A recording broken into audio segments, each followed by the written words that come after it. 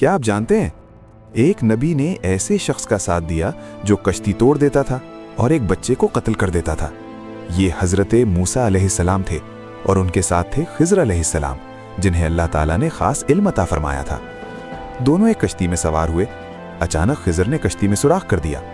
حضرت موسیٰ حیران رہ گئے اور فرمایا، یہ آپ نے کیا کیا؟ پھر راستے میں ایک لڑکا ملا۔ خضر نے اسے قتل کر دیا۔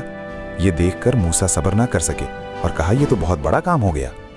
پھر وہ ایک بستی میں پہنچے۔ وہاں ایک دیوار گرنے والی تھی۔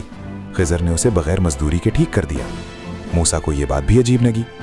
آخر خضر نے فرمایا، اب میں آپ کو حقیقت بتاتا ہوں۔ وہ کشتی غریب لوگوں کی تھی۔ آگے ایک ظالم بادشاہ تھا جو ہر صحیح کشتی چھین لیتا تھا، اور وہ لڑکا بڑا ہو کر اپنے والدین کے لیے مصیبت بنتا، اور وہ دیوار اس کے نیچے یتیم بچوں کا خزانہ تھا۔ اللہ چاہتا تھا وہ محفوظ رہے۔ تب موسیٰ کو معلوم ہوا، ہر چیز جو غلط لگے ضروری نہیں کہ وہ غلط ہی ہو۔